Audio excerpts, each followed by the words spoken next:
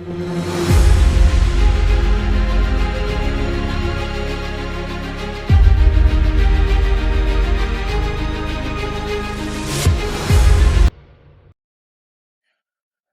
ما عرفنا وظيفة كل خلية من خلايا الدم وعرفنا النورمال رينج بتاع كل واحدة فيهم، جه الدور اللي احنا نمسك عيلة عيلة ونتعرف على الأفراد بتوعها. أول عيلة معانا وهي عيلة مهمة جدا وهتاخد مننا وقت شوية، وهي عيلة ال RBC أو الريد بلاد كورباسلز.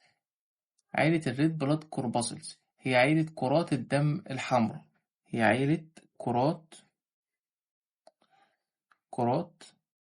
الدم الحمراء. عيلة كرات الدم الحمراء هي عيلة مهمة جدا.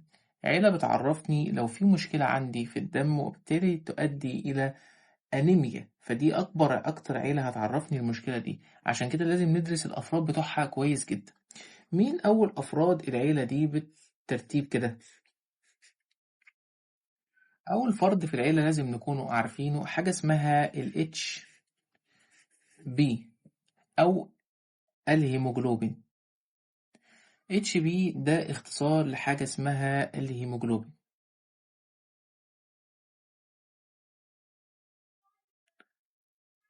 يعني ايه بقى هيموجلوبين؟ كرة الدم الحمراء بتكون بالمنظر ده، بتكون باي كونكيف يعني مقعرة الوجهين، بتكون محتوية على حاجة جواها كده بروتين. البروتين ده عبارة عن الهيموجلوبين.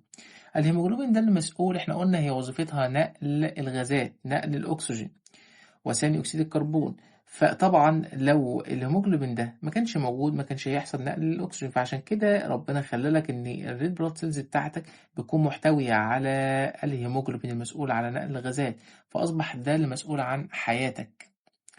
طيب الهيموجلوبين ده عايزين ناخد كده نبذة عن الهيموجلوبين ده. عبارة عن أنواع: 1 2 3. أول حاجة الهيموجلوبين ده عبارة عن هيموجلوبين A1 وهيموجلوبين A2 وهيموجلوبين F. خليك معايا واحدة واحدة. طبعا الجنين وهو في بطن أمه بيكون فرصة الأكسجين إن هي توصل له بتبقى ضعيفة. عشان كده طول ما في حاجة ضعيفة لازم يكون يعني مثلا إيه، طول ما هو فقير لازم ربنا يكون عاطيله حاجة تخليه غني، فبيكون عاطيله كمية هيموجلوبين عالية جدا كأنها فلوس. دايما أقول إن الهيموجلوبين ده فلوس اللي تعرف تشتري أي حاجة ناقصاها فتبقى غنية.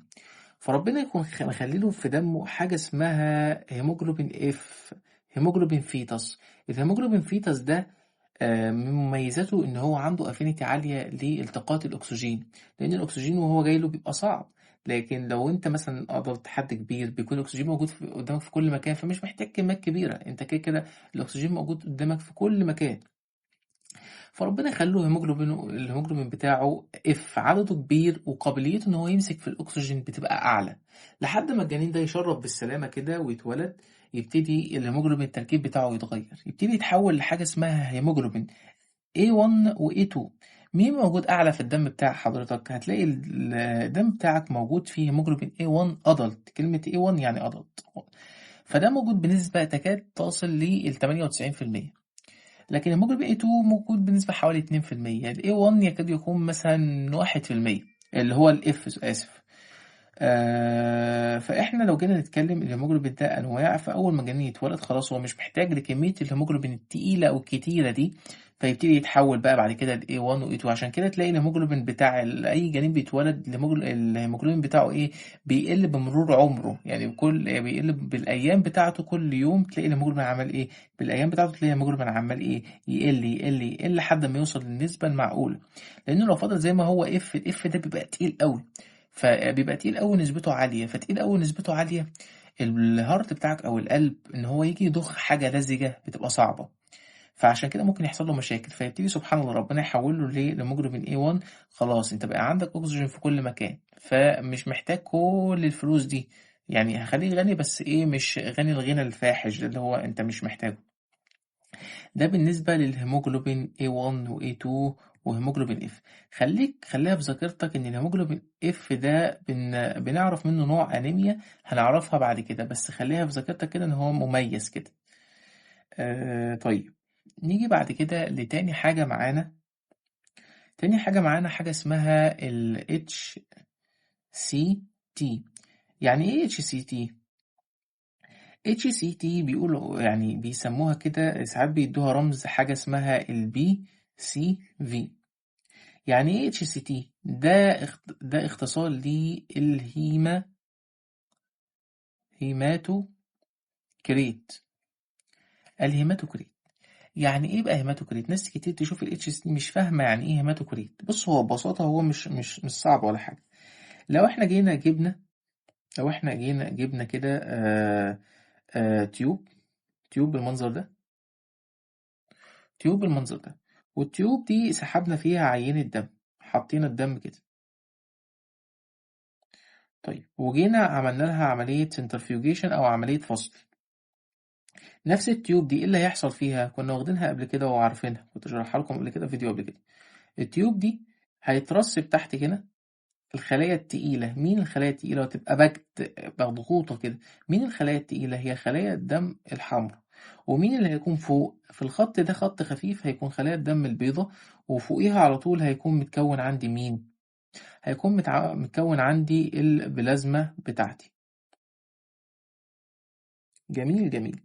قال لك الجزء الصغير ده، الجزء ده اللي هو الباكد المضغوط بخلايا الدم ده، بقول عليه الباكد سيل فوليوم، اللي هو مين؟ اللي هو ال HCT. يعني ايه بقى تعريفه؟ هو نسبة خلايا الدم الحمراء اللي موجودة في عينة من الدم.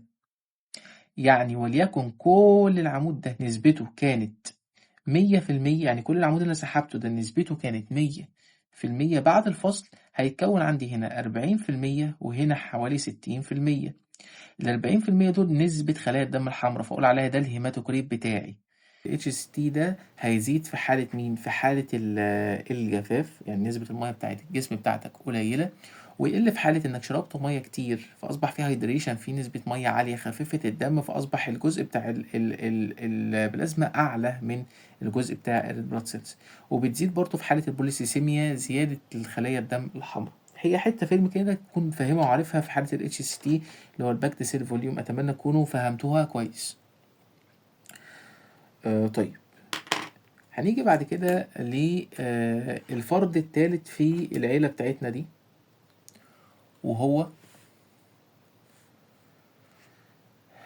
حاجة اسمها ال MCV. ال MCV ده ايه الاختصار بتاعه؟ ال MCV هو اختصار لحاجة اسمها المين كورباسكولار فوليوم. يعني ايه مين كورباسكولار فوليوم؟ هكتبه لكم بخط كويس عشان تشوفوه. المين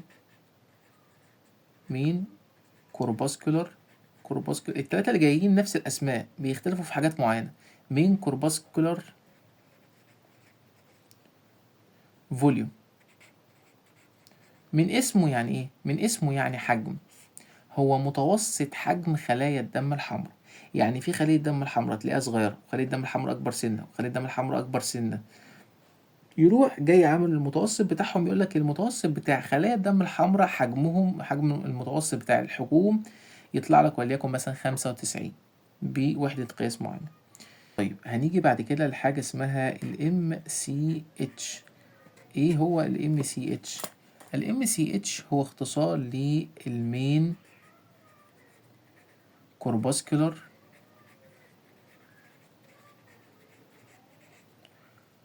هيموجلوبين. مين كورباسكولار هيموجلوبين يعني ايه؟ ده متوسط، خلينا نكتبها لكم بالعربي كده عشان تفهموها. ده عبارة عن متوسط كمية أو وزن، هي متوسط كمية أو وزن الهيموجلوبين بتاعك. متوسط كمية الوزن الموجودة فين؟ موجودة في الريد بلاد سيلز بتاعة الدم بتاعي. نيجي بعد كده للحاجة التالتة اللي بتشبههم، حاجة اسمها ال MCHC. MCHC ده اختصار لنفس الكلام مين كورباسكولار هيموجلوبين. بص اللي جايه دي concentration.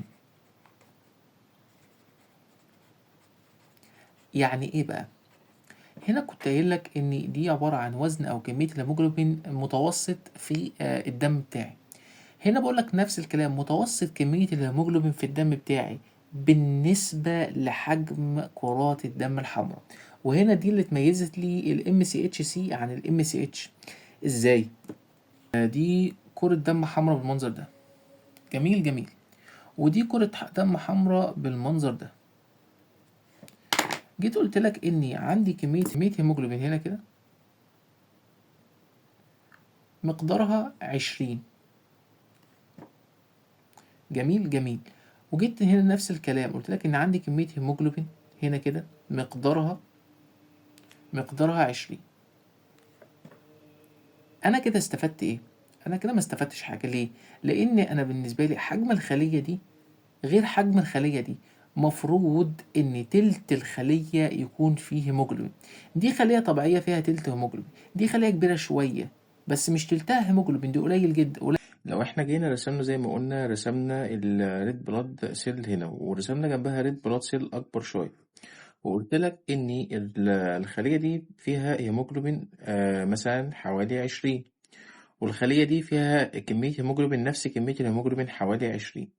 تفتكر الخليتين نفس كمية الهيموجلوبين، بس هل الخليتين بيأدوا نفس الوظيفة بتاعتهم؟ طبعا لا. هنا بقى اللي يجي يميز لي بينهم هو ال MCHC. يعني ال MCH بيقول لي ان الاتنين فيهم المتوسط بتاعهم 20، لكن ال MCHC يقول لي كمية الهيموجلوبين بالنسبة للخلية هي مناسبة ولا مش مناسبة. فالخلية دي كبرت، مفروض يبقى كمية الهيموجلوبين بتغطي تلت الخلية. كمية الهيموجلوبين دي طبيعية مع الخلية، مثلا تلتها ولا حاجة. يعني مثلا احنا بنحط أرقام يعني مثلا هنا لو التلت يبقى حوالي مثلا 30 بالنسبة للخلية. احنا بنحط أرقام عشان أفهمكم، بس لو الخليتين نفس الرقم. هنا الحجم بتاع الخلية ماشي مع الكمية دي، لكن هنا الحجم مش ماشي مع الخلية. فتيجي ال MCHC بتاعت الخلية دي يقول لي إن هي قليلة. فمن هنا أقول الخلية دي هايبوكروميك، يعني الخلية دي فيها نسبة صبغة أو نسبة هيموجلوبين أقل. عشان كده ال MCHC أنا بحبه وبفضله إن أنا أجي أقيم مثلا في الأنيميا عن ال MCH. ال MCH بيروح حاطلك إيه؟ بيروح حاطلك كمية الهيموجلوبين كده والسلام ويرميها لك. يقول لك هي مثلا 20 30، لكن ملوش دعوه بالحجم. لكن ال MCHC ده هو بيربط لك الكميه بتاعه الهيموجلوبين بالحجم، وده اللي احنا بنسميه التركيز بتاعنا. عشان كده بيقول لك ايه ده المين كورباسكولار هيموجلوبين ايه كونسنتريشن، بيربط لك التركيز بتاعك، وده اللي يهمني. تركيز الحاجه، يعني الكميه مهما كانت مش هتفيدني قد التركيز، لان التركيز دايما يربط لي الماده اللي موجوده جوه الحاجه بالحجم بتاعها. طيب أتمنى تكونوا فهمتوها، وهنفهمها أكتر في الفيديو الجاي إن شاء الله، في فيديو الأنيميا، لأنه هيبقى فيديو مهم جدا بيشرح أنواع الأنيميا بالتفصيل إن شاء الله. هنيجي بقى لآخر حاجة معانا، وهو ال RDW أو الريد سيل ديستريبيوشن ويتس. دي حاجة بسيطة جدا مش هتاخد مننا دقيقة على بعض. دي مثلا لو أنت عندك خلية دم حمراء بالمنظر ده، صغيرة طبيعية يعني صغيرة. خلية دم حمراء أكبر شوية، خلية دم حمراء صغيرة جدا، خلية دم حمراء أكبر شوية. فالار دي دبليو ده بيقول لك هو إيه؟ هو بيحسب لك التغير في حجوم الار بي سي، بيحسب لك كمية التغير هم مختلفين قد إيه عن بعض. والله لو أنا مثلا طلعت النسبة عندي 12، طلعت النسبة عندي 13، طلعت النسبة عندي 14، أنا كل ده نورمال رينج. يعني الفروقات بين خلايا الدم الحمراء وبعضها هي فروقات طفيفة جدا، مفيش فروقات، يعتبر زي بعض في الحجوم. طيب لو زادوا مثلا وصلوا ل 16 ووصلوا ل 17، ابتدي يبقى في مشكلة عندي، وابتدي اشوف المشكلة دي سببها ايه. هنعرفها في فيديو الانيميا باذن الله، لانها خليها دايما ستار في دماغك كده، ان هي هتفيدني في فيديو الانيميا، محاضرة الانيميا، لانها هتربط لي حاجة كده هقولك عليها في الفيديوهات الجاية ان شاء الله. أتمنى تكونوا فهمتوا الفرق بين كل البارامترز دي، يعني عشان هتهمنا جدا واحنا بنشرح الأنيميا، بداية من الهيموجلوبين. تاني حاجة قلنا إن الهيموجلوبين ده عبارة عن البروتين اللي بيشيل الأكسجين في الدم بتاعي. الهيماتوكريت ده عبارة عن نسبة خلايا الدم الحمراء الموجودة في عينة الدم بتاعتي. الام سي في هو المين كورباسكولار فوليوم، ده متوسط حجوم خلايا الدم الحمراء بتاعتي. وعرفنا لو كانت النسبة بتاعته قليلة هقول على الخلايا دي مايكروسيتك، لو كانت كبيرة هقول عليها ماكروسيتك، لو كانت طبيعية هقول عليها نورموسيتك. الام سي اتش ده بيقول لي متوسط المين كورباسكولار هيموجلوبين، متوسط كميه الهيموجلوبين، والام سي اتش سي متوسط كميه الهيموجلوبين. الفرق بينهم ان الام سي اتش سي بميزه وبفضله عن الام سي اتش لانه بيقول لي متوسط كميه الهيموجلوبين الموجوده جوه خليه الدم الحمراء بالنسبه لاحجامها. الار دي دبليو هو الريد سيل ديستريبيوشن ويتس، او معدل او مقدار التغير او الاختلاف بين حجوم خلايا الدم الحمراء وبعضها. يقول لي مثلا لو كانت كبير، لو كان عالي يبقى فيه نسبة اختلاف كبير، والاختلاف هنا ممكن يكون في الحجوم أو في الأشكال. الاختلاف ممكن يكون في حجوم خلايا الدم الحمراء أو في أشكال خلايا الدم الحمراء. حاولت بقدر المستطاع ان انا افهمكم كل حاجه من دول اللي هي بترمز ليه في تحليل السي بي سي. احنا لسه يعتبر ما قلناش برضو ايه، ما قلناش حاجه. يعني اللي جاي بقى الانيميا هتبقى هتحس كده انك بتفهم حاجه حلوه، لكن ده احنا قلنا مثلا الاختصارات وكده بس، دي مهمه جدا انك تبقى عارفها. مش تبص في نتيجه صوره الدم تروح باصص على الريد بلاد سيلز وتقول دي عاليه واطيه لا، مفيش حاجه اسمها كده. انت بتتعلم، يبقى تتعلم من الصفر، تتعلم صح، تتعلم مظبوط، عشان يوم ما تيجي يطلع منك تقرير وانت شغال تبقى فاهم انت بتتكلم وبتقول ايه كويس جدا. ان شاء الله استنوا الفيديو الجاي باذن الله، هو فيديو عن شرح الانيميا. يعني هحاول انزله لكم على اجزاء عشان برضو ايه الناس ما تملش، وفي نفس الوقت يبقى ايه، يبقى تعرفوا تستفادوا منه باكبر قدر. يعني ما تلاقوش الفيديو كبير فما ما تتفرجوش عليه، لا هنزل لكم على اجزاء عشان تستفادوا منه باذن الله. واشوفكم باذن الله الفيديو الجاي على خير، والسلام عليكم ورحمة الله وبركاته.